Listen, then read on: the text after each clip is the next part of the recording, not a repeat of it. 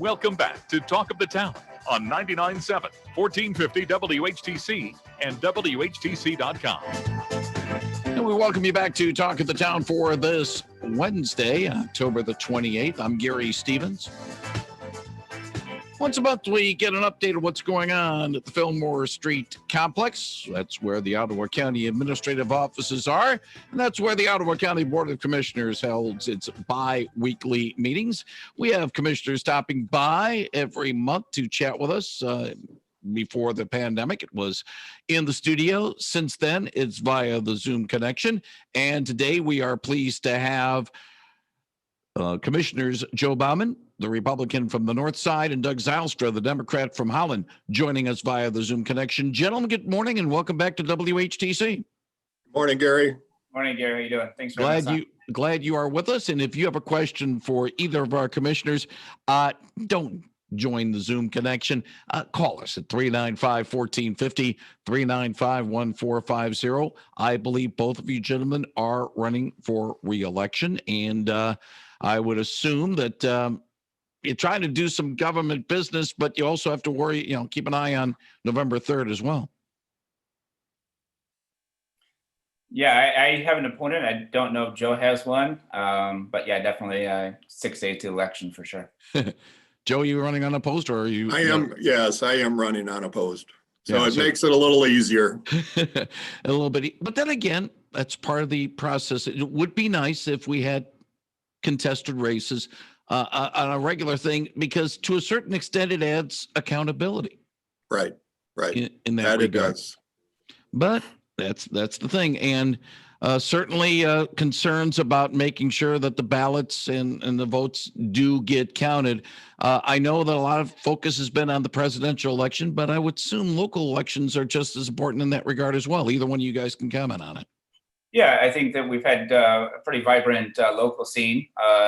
Congressman Heisinger and Brian Berghoff are on a Zoom debate on Thursday. And while I haven't had a debate with my opponent, there's definitely been, at least at the state representative level, they're all contested. So that's good to see.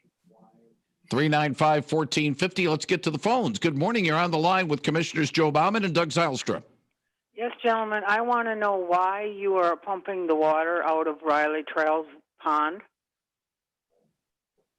Why is that water being pumped out of there? It is probably going to affect our groundwater out here, and we're very concerned. Something is going on there, and we all want to know what it is. Either one of you gentlemen can be able to speak on the matter?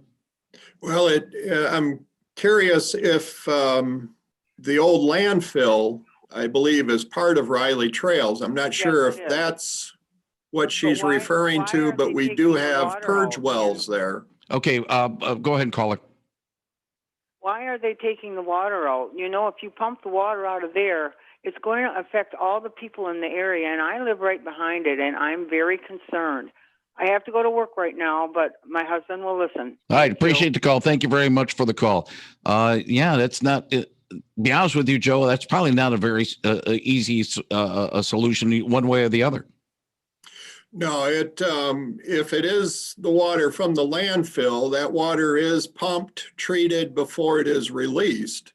But the DEQ or Eagle is requiring Ottawa County to run those wells. It costs the county about, I think it's between $200,000 and $300,000 a year to run those wells and for the purge and treat.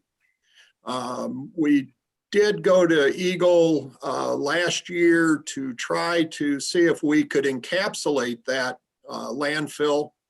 And we were hoping we could do it for $2 or $3 million. But unfortunately, after the engineering studies came through, we would have to go down in excess of 100 feet to encapsulate it. And it just made the cost skyrocket. It was well over $10 million.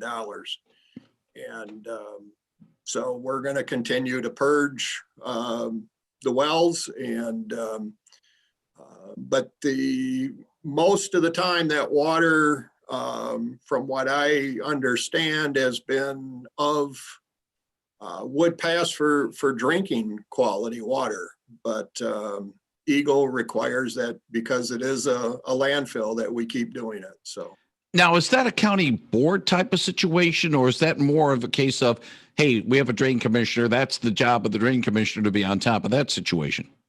no, that is a county board issue. Yep. Okay. I just didn't know because we're talking Where about the water goes would be drain commissioner, but that leads to a something that's coming up, and I want to mention it right now. The 15th annual Ottawa County Water Quality Forum is set for next Monday, the 2nd, and might be a little bit late to be a part of the virtual thing, but certainly, and Joe, you can speak about it because it's been, a number of years, and Doug's a first term a commissioner. No, not sliding you in any way on this, Doug, but certainly, Joe, these forums have been very important in terms of educating the public about the water quality in this county. Right. Yeah, and every year they do have various topics, but unfortunately, Ottawa County does have a groundwater issue. Not necessarily in R-Holland Township area, but you get up into the Allendale area, and because of the structure of the I'm not a geologist, so bear with me, but there's a thick clay layer, so the aquifers don't get recharged, at least not at a very high rate. And so up in the Allendale area, a couple of years ago, we're running out of drinking water, good drinking water. And but the Water Quality Forum every year is a great forum. This year they're going to have presentations on wastewater testing for COVID, groundwater sustainability, green infrastructure, invasive plants in inland lakes, biosolids, PFAS, clean marinas, and there'll be a few more topics other than that. So and I think it's usually a day long. Yeah, go ahead, Doug. Yeah, no, I just think it makes sense if the caller wants to sign up. It is free to participate a virtual event, and hopefully there'll be more answers to that specific question. Yeah, and it's a sticky situation, and again, these water quality forums have been very useful in past years, and this year should be no exception. Again, myottawa.org has more information on it, and the Water Quality Forum is set for Monday, the 2nd of November. If you got a question, yeah, go ahead, Joe. Yeah, Gary, just back to the caller, if they have a concern with where that water is going, I would suggest that they call the Water Resource Commissioner, Joe Bush, and I'm sure he can review that with them. So 395-1450 is our number. If you need to chat with Ottawa County Commissioners Doug Zylstra and Joe Baumann, they'll be happy to take your call at 395-1450. Week ago yesterday, you guys had a long meeting, from what I understand. It took a little bit longer than normal. What happened? Is it democracy in action or what? I think there was a good number of folks who participated, via Zoom and in person for public comment. There was a couple different topics. One was the Libertas, and then one was the Allendale statute issue. I think, as I recall, Joe, those were the two main points. So, folks interested in, letting us know their point of view on those two issues. And let's talk about, and we'll deal more with the Libertas situation in our open line segment next half hour. But that's a legal situation right now, and now the lawyers are at it with both hands, and so to a certain extent, the courts have to make the decision. But it is a sticky situation where the health department, and I know you guys, you rely on the Department of Public Health to do their jobs. Health department's got responsibilities. There's religious freedoms as well. It's a constitutional question, I think, more than anything else. And I think that's the thing that, from a layman, in my point of view, is looking at right now. Why we have this squabble going on. Right, and we have the hearing going on at 1:30 this afternoon, I think, in Kalamazoo, and my hope, and I think the rest of the commissioners as well, is that there'll be a resolution for Ottawa County and Libertas going forward. So. Yeah, to get that settled. How about the Allendale situation? It's a township situation, obviously, and the county should not be getting their feet into this. But yet, you guys had to talk about it. The situation about freedom of expression and dealing with that. Another sticky wicket, as they say. Right. Yeah. The board as a whole, I believe, feel that it is a Allendale Township, Allendale area issue. We really don't have any real jurisdiction over it, but we are open to comment, and we will listen to what our constituents have to say about it. So. Right, and I think the public commenter was coming to us because they would like the DEI office, Diversity, Equity, and Inclusion office, to be involved in that discussion. I think going forward, it's up to that office as well as Allendale Township to see what kind of relationship that might be if that does happen. But I think that was, the public commenter's point, is that we have this office. Could it be involved in some way in being a mediator between the two sides? So. 395-1450, 395-1450. If you have a question for Ottawa County Commissioners Joe Baumann and Doug Zylstra, I'm trying to alternate it. I'll say Doug the first time and Joe the second, and then I don't want to be sounding biased one way or the other. I could say, well, we'll just go alphabetical. But problem is, Doug, you got a last name starting with Z. You're always on the last end of it. So he's probably used to that, though. In school, he probably always had to sit in the back of the room. I sat behind my cousin who also had the same last name. So indeed. 395-1450. Let's talk a little serious matter and dealing with the COVID-19 outbreak. We're getting the second wave. Some say the third wave. And since last we had a chance to chat with the Ottawa County Commissioners, the state Supreme Court ruled that the governor's executive orders dealing with the COVID-19 situation based on the 1945 quote-unquote Riot Act were unconstitutional. The Health Department, the Michigan Department of Health and Human Services, has taken over the ball in that regard. The county has had to declare states of emergency in order to be able to operate certain things under this situation. Does the Supreme Court ruling affect the county's operations of this matter in any way, shape, or form? And could we see some changes on how county operations are done, especially if this outbreak becomes, again, a situation such we had back in March and April? Yeah, I think, go ahead, Joe. Go ahead, Doug. No, I think MDHS did put out guidelines very similar to the governor's executive orders. And, obviously in Ottawa County, we're here to make sure that, those guidelines are followed uniformly. There have been counties who have had, differing approaches to that. But I think here in Ottawa County, we're making sure that those guidelines are followed, especially in our school, the Ottawa area schools. I've been very grateful for the health department's actions and making sure that they're working, together to make sure that schools have, a fairly uniform approach to COVID preparation. So. Yeah, go ahead, Joe. You wanted to add something? Well, the state of emergency that Ottawa County has declared basically just frees up the administrator to do certain things that need to be done on a fairly quick reaction time. Without it, if the health department needs more nurses on a temporary basis, he would have to come to the finance committee. The finance committee would have to decide on it, and then it would have to go to the full board. So you could easily be looking at a full month before we could actually do something. This declaration has given him the ability to make those decisions on a temporary basis. That declaration of emergency isn't that we're running around closing businesses or anything like that. It's more just for the operation, internal operation of the county. And speaking about closing businesses, Ottawa County's administrative offices are still open for business. There's still the precautions going on. But right now, people need to do business either at the Fillmore Street complex or at the county seat over in Grand Haven. They're still able to do that, right? Right. And I think, Right. oh, go ahead, Joe.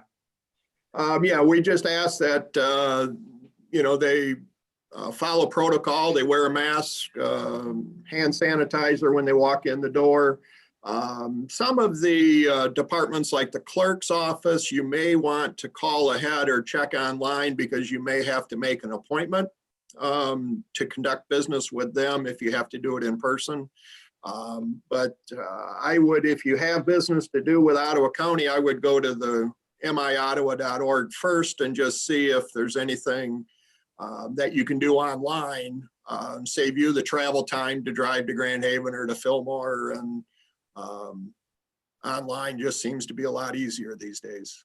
Gentlemen, we talked a little bit earlier about the water quality forum that's coming up on Tuesday, but there is a Excellence Equity Award and a DEI forum on the way as well. Either one of you gentlemen want to address that? Yeah, I just want to address that just because the Excellent Equity Award went to a friend of mine at the City of Holland, Esther Fafevsky. Anybody who knows Esther and the work that she's done will definitely say she's a worthy awardee. So, we had the fifth annual forum this past week. 227 registrations for this forum. 100 of them were new participants. So it's really exciting that we're able to partner with the City of Holland in this case, and make sure that, topics that, we're working on at the board level and working out throughout the county kind of have a definite focus forum to happen in. Yeah. And that's part of what the county has been trying to do about getting more involvement with the community, not just in the forums, not just in the committees, but also some of the other standing committees. I know that, yes, Doug Zylstra, Joe Baumann, running for re-election to be on the county board. But there are a lot of other things that the county does have that all you have to do is just be a resident of the county. And if you want to volunteer, they'll be more than happy to do that. Tell us a little bit about how people can help in terms of some of these standing committees that maybe you serve out of civic pride and maybe not so much for monetary remuneration. Go ahead, Doug. Okay, sure. I'm on the talent recruitment committee, and one of the things that we're always doing is looking for Ottawa County residents to serve on our boards. Recently we repealed the ordinance, I think last night on the board level, repealed the ordinance for the Planning Commission. That was a longstanding commission since 1989, I believe. A lot of the, purpose for the function of the commission has kind of disappeared as more townships and cities have taken on their own planning commissions, and it kind of served as an advisory role. But there are plenty of other boards and commissions in the county. And as we, close up the Planning Commission, the goal is to open up, kind of subcommittees and working groups. And we're definitely reaching out to county residents to be part of that. That leads to a thing that there was a thing late last month about dealing with setting aside the development rights of certain plots of farmland, especially to make sure they stay farmland and deed them over to the county.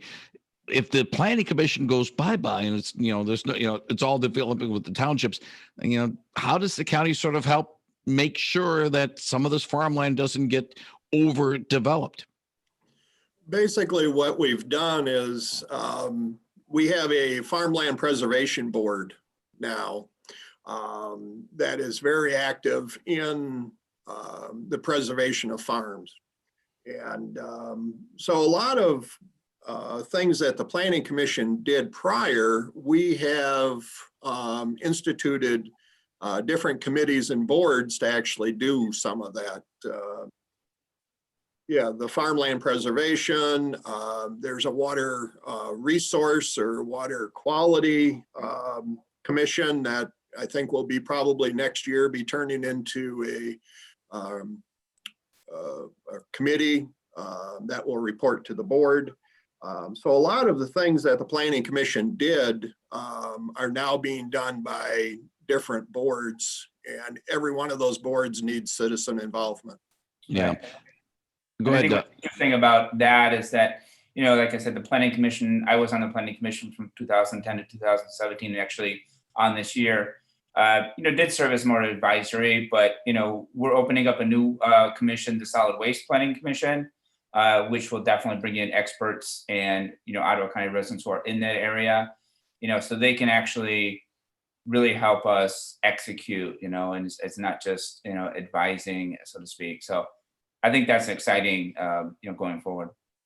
And for people who wish to have more information on what these commissions do and be a part of the process, go to myottawa.org. That's the best recommendation I could make.